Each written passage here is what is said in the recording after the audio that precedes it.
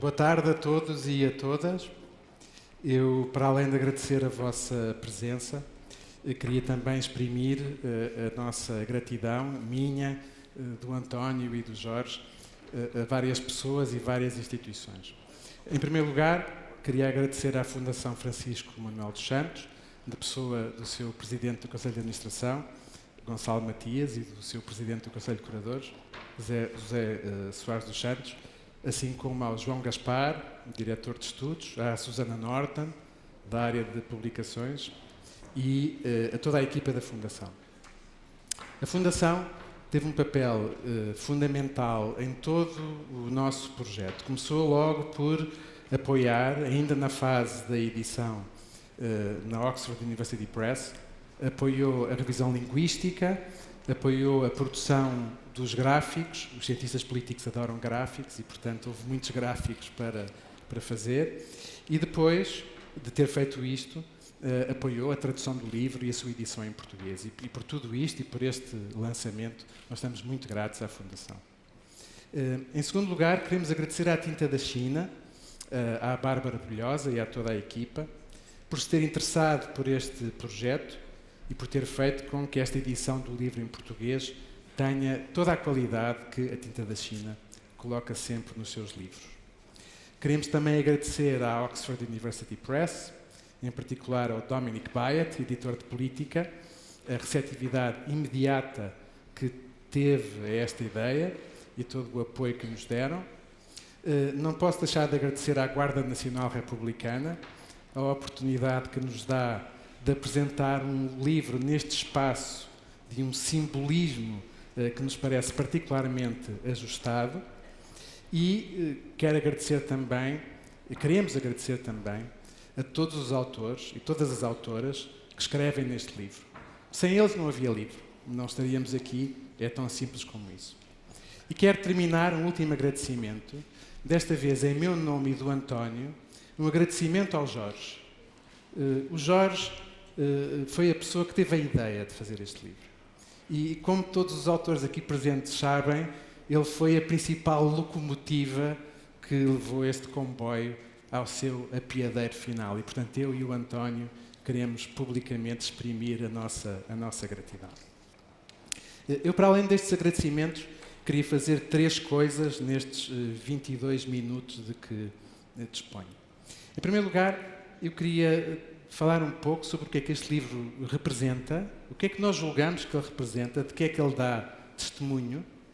Em segundo lugar, queria explicar o que é que um leitor ou uma leitora podem encontrar neste livro.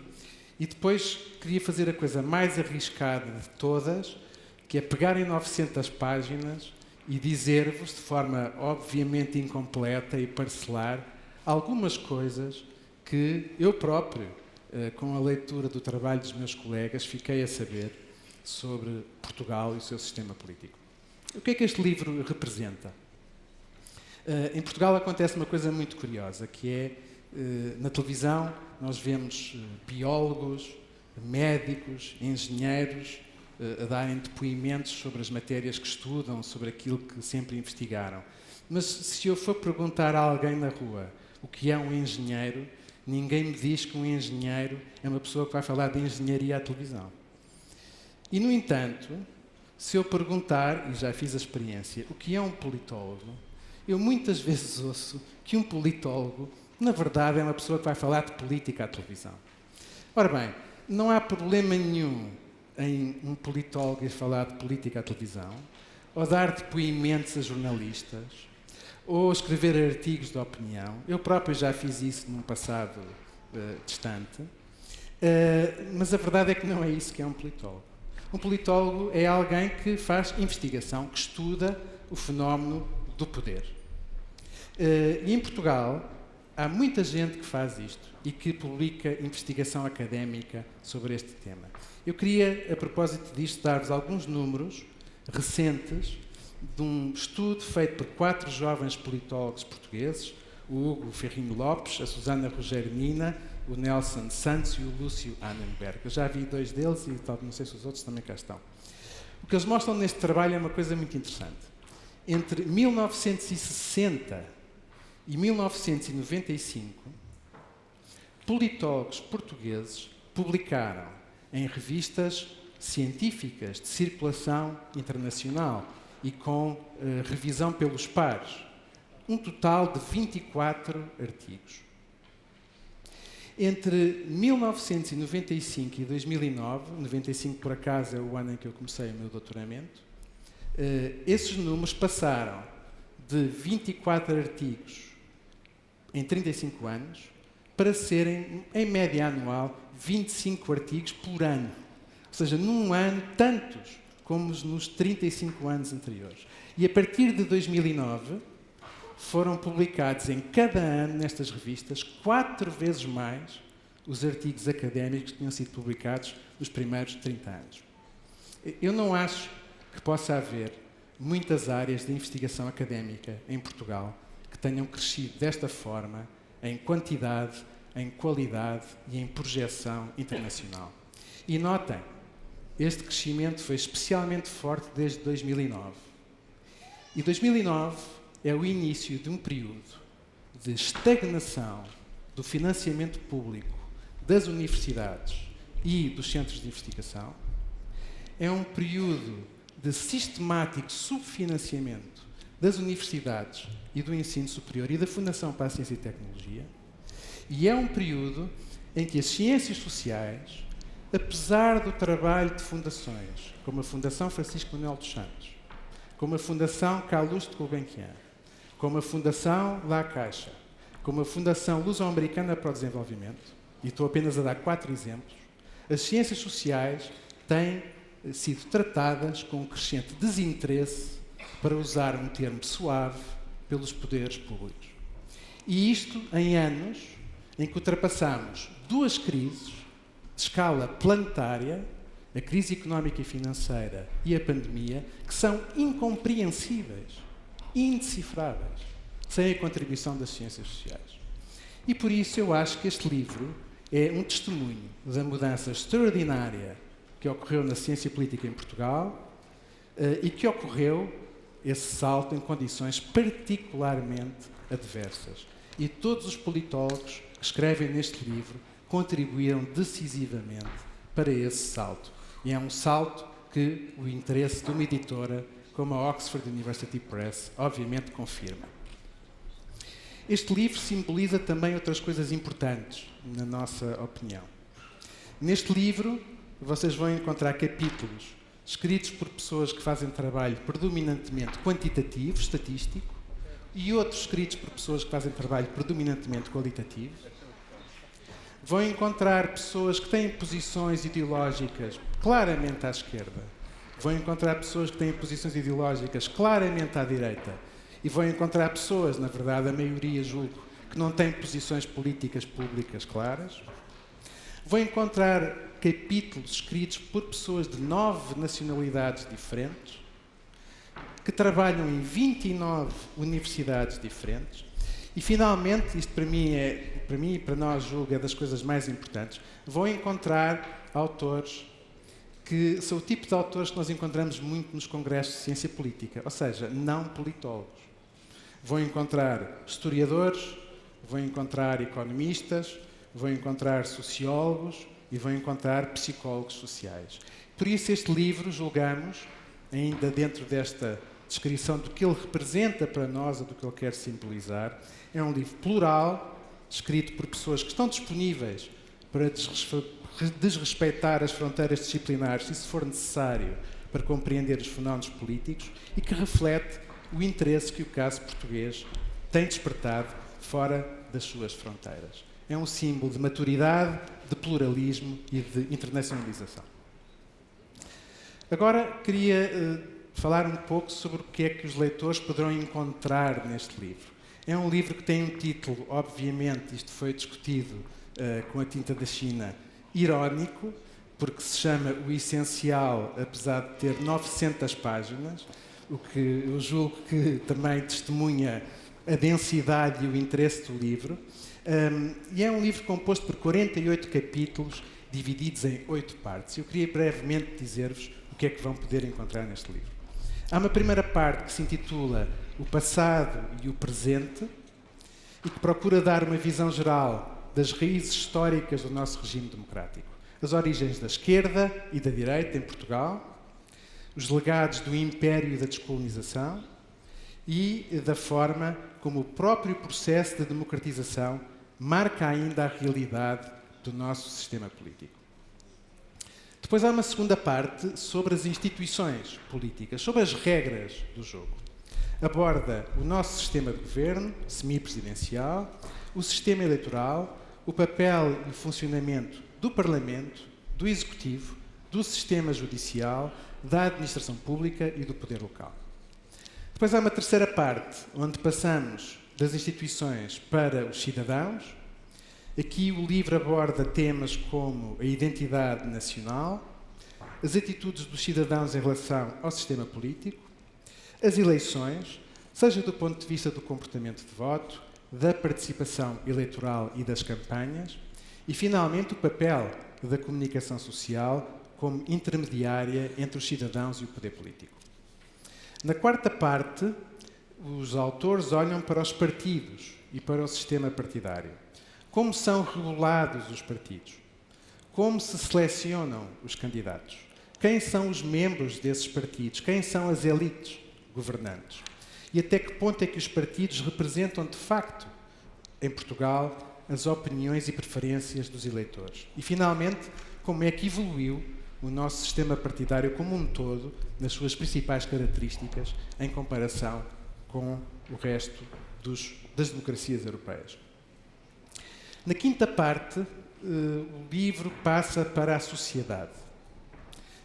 Trata de temas como o da inclusão das mulheres na vida política, os grupos de interesse, incluindo os sindicatos e as associações empresariais, os movimentos sociais, o papel da Igreja Católica e, finalmente, dois temas com grandes implicações para o funcionamento de qualquer democracia contemporânea: a desigualdade económica e social e os fluxos migratórios. Na sexta parte, o livro aborda áreas das políticas públicas. As políticas sociais, de educação, de saúde, a política fiscal, as políticas macroeconómicas e também a forma como Portugal lidou com os desafios da globalização económica. E também nesta parte falamos de uma questão que é transversal a todas as políticas públicas, o problema da transparência, da corrupção e da qualidade da governação. Na sétima e penúltima parte, o livro concentra-se na União Europeia, com capítulos sobre o processo de integração como um todo, sobre a integração monetária e as suas consequências, sobre a forma como o tema da integração europeia afetou a competição política em Portugal e, finalmente, sobre a crise da zona euro, o resgate e suas consequências de médio e longo prazo. E na oitava parte, até eu já estou cansado, o livro, mas não percam a última parte, o livro concentra-se na política externa e de defesa em Portugal. Começa com uma visão geral dessa política externa e é seguida de capítulos sobre as relações de Portugal com o Brasil, as relações de Portugal com a África, em particular a África lusófona, um capítulo sobre a posição geoestratégica de Portugal e conclui, é o último capítulo, sobre o papel das Forças Armadas na nossa democracia. Agora, o mais difícil. Como resumir aquilo que estas 900 páginas nos dizem sobre Portugal? É, obviamente, impossível. Mas, vendo-me obrigado a uma tentativa de síntese, eu destacaria algumas ideias principais. A primeira ideia que resulta do livro, julgo eu, é a de que Portugal é, hoje em dia, em grande medida, uma democracia como muitas outras no nosso espaço geocultural e enfrenta desafios muito semelhantes.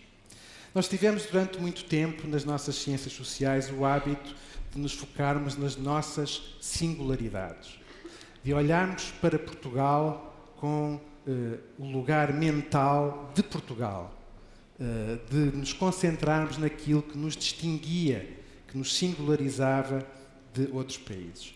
Mas como uma vez disse um famoso sociólogo e politólogo norte-americano, Seymour Martin Lipset, quem só conhece o seu país não conhece país nenhum. A comparação é um ingrediente indispensável de qualquer investigação sobre qualquer realidade. E quando comparamos, e quando os autores do livro comparam, muitas das nossas supostas singularidades desaparecem. Enfrentamos, tal como muitos outros países europeus, desafios estruturais muito semelhantes, tais como já foi dito, o envelhecimento da população, a desindustrialização e a integração num mundo economicamente globalizado. Temos um Estado de Providência que cresceu e se consolidou até ao início do século XXI, tal como outros tinham consolidado mais cedo, mas que vive hoje, tal como muitos outros, sob pressão constante de contenção de custos na área da saúde, da segurança social, da assistência à terceira idade e da assistência às famílias. Temos um sistema de governo semipresidencial, durante muito tempo objeto de muita discussão sobre a nossa singularidade. Afinal, o semipresidencialismo é o sistema de governo mais comum na Europa. E o nosso tem muitas semelhanças com sistemas encontrados na Europa de Leste, por exemplo, com implicações importantes para as relações entre os poderes. Temos um Parlamento que, tal como noutros contextos, teve de se adaptar à crescente centralidade do Executivo e do Primeiro-Ministro, assim como aos processos de europeização das políticas públicas e de judicialização da política. E temos hoje padrões de participação política que não nos distinguem excessivamente dos encontrados noutras democracias europeias. Por um lado, um declínio da participação eleitoral, apesar do que sucedeu na última eleição, mas que vem sendo acompanhado por um aumento de quase todas as outras formas de participação e de mobilização, de protesto e de participação política não convencional. Ou seja, como se diz num capítulo, já não somos, se é que alguma vez fomos, um país de brandos costumes. Estes são só alguns exemplos retirados de vários capítulos deste livro, daquilo que nos torna muito semelhantes a muitas outras democracias na Europa. Contudo, a comparação não mostra apenas semelhanças. Ela também identifica singularidades, os aspectos em que Portugal de facto se diferencia da maioria das outras democracias com as quais nos comparamos. E destas eu destacaria duas. Se olharem para um mapa da Europa Ocidental e se colorirem a vermelho as regiões onde houve maior declínio populacional, as zonas que estarão coloridas a vermelho mais forte estão no interior rural de Portugal. Há poucas semanas, num relatório divulgado pelo INE, dois números se destacavam. Entre 2011 e 2021, apenas 16% dos municípios apresentavam um crescimento da população e estavam situados na área metropolitana de Lisboa e no Algarve. Segundo, as áreas predominantemente rurais em Portugal perderam 11% da sua população em 10 anos. É um declínio populacional do interior rural muito grande em termos comparativos e, ainda por cima, um declínio que se encontra em aceleração. E tudo isto se passa num país que, ao mesmo tempo, permanece singularmente centralizado do ponto de vista comparativo. O Estado português, no contexto europeu, é um dos que mais resistiu às tendências de descentralização política e fiscal que foram seguidas na maior parte dos países com os quais nos comparamos.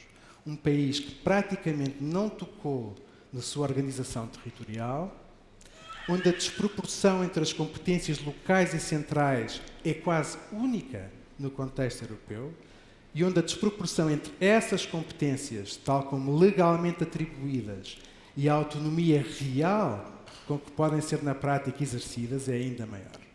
Eu não quero estabelecer uma relação de causa e efeito entre os dois fenómenos que acabo de descrever, mas também não custa perceber como eles podem estar relacionados. A confluência entre a desertificação do nosso interior rural e o grau de centralização política do nosso país é algo que verdadeiramente nos singulariza no contexto europeu e que nos deve fazer pensar em causas, consequências e em soluções. A segunda coisa que nos singulariza é algo que torna o caso português bastante especial, na minha opinião, e que tem a ver com a relação entre a nossa trajetória social e económica, que foi tão bem descrita no vídeo que iniciou esta sessão, e as aspirações dos portugueses. Portugal é hoje, claramente, um país mais rico e menos desigual, pelo menos do ponto de vista da distribuição dos rendimentos, do que era, certamente, nos anos 70 e até do que era no início do século XXI. Em termos reais, o nosso produto interno bruto per capita, a preços constantes e paridades de poder de compra, cresceu 11% desde o ano 2000. O índice de Gini de desigualdade dos rendimentos passou de 38 em 2003 para 32 em 2021. E temos hoje 19%, como foi dito, de portugueses que vivem em situação de pobreza ou exclusão social. Como explica o Robert Fishman no primeiro capítulo deste livro, esta evolução é não só claramente positiva, mas como é ainda mais positiva daquela que encontramos em países com os quais normalmente nos comparamos diretamente e que passaram por transições democráticas quase sincrónicas com a nossa, os casos de Espanha e da Grécia. E, contudo, quando comparamos esta evolução com a que outros países, nomeadamente que fizeram transições democráticas mais tardias que a nossa, números que outros países demonstram, os nossos empalidecem. Em países como a Eslovénia, a República Checa, a Eslováquia ou a Polónia, a riqueza produzida não aumentou 10% desde 2000. Aumentou 52%, 63%, 104% e 116%, respectivamente. E aumentou desta maneira, ao mesmo tempo que estes países conseguiam diminuir as desigualdades de rendimento e a incidência de pobreza para níveis inferiores, em alguns casos muito inferiores, aos encontrados em Portugal. Dito de outra forma, ao passo que Portugal não está a convergir economicamente com a Europa, continua a ser um país onde, como vimos, quase 20% da população vive em situação de pobreza ou exclusão social, onde a desigualdade de rendimentos continua comparativamente elevada, onde a desigualdade da riqueza aumentou, como nos mostra Carlos Farinha Rodrigues neste livro. Eu repito que não estamos sozinhos nesta situação. Já falámos nos casos de Espanha e da Grécia, podemos falar de Itália. Também não seremos singulares nas razões que estão por trás desta tendência e que vários capítulos deste livro assinalam. Um déficit persistente do ponto de vista do capital humano, apesar dos progressos feitos, a nossa baixa produtividade, a má afetação dos recursos para setores pouco produtivos, a falta de qualidade das políticas públicas e uma baixa capacidade fiscal, que acaba sempre por ser dirigida muito mais para apoiar a capacidade de consumo dos cidadãos do que para o investimento em educação, em desenvolvimento científico, no apoio à infância, ou seja, naquilo que permite futuro. Nada disto é único no contexto europeu. Mas o que é único aqui? Aquilo que é singular no nosso caso é que aquela que tem sido a nossa dificuldade em promover crescimento inclusivo colide de forma dramática com as aspirações dos portugueses. A nossa democratização deixou um legado persistente na nossa cultura política. Por um lado, um entendimento de democracia que a vê composta não apenas por liberdades e direitos políticos, mas também por direitos económicos e sociais indissociáveis dos primeiros. E, por outro lado, uma concepção da Europa e da integração europeia que sempre as viu, e por enquanto ainda as vê, como chaves para democracia, desenvolvimento económico e prosperidade. Se isto for assim, como julgo ser, é impossível não detectar uma tensão, entre estas enormes aspirações da sociedade portuguesa em relação ao regime democrático e aquelas que têm sido as reais, mas insuficientes realizações desse mesmo regime. Esta tensão é permanente na nossa vida política. Ela manifesta-se quer no enorme ceticismo que os portugueses sentem em relação à sua classe política, quer no facto de sermos um dos poucos países europeus, a par, talvez não por acaso, de Itália, onde a aceitação popular de formas não democráticas ou mesmo autocráticas do governo tem vindo a aumentar, segundo os inquéritos, ao longo deste século. Numa altura em que nos preparamos para festejar 5 décadas passadas sobre o 25 de Abril, se isto não nos fizer pensar, não sei o que poderá fazer. Muito obrigado.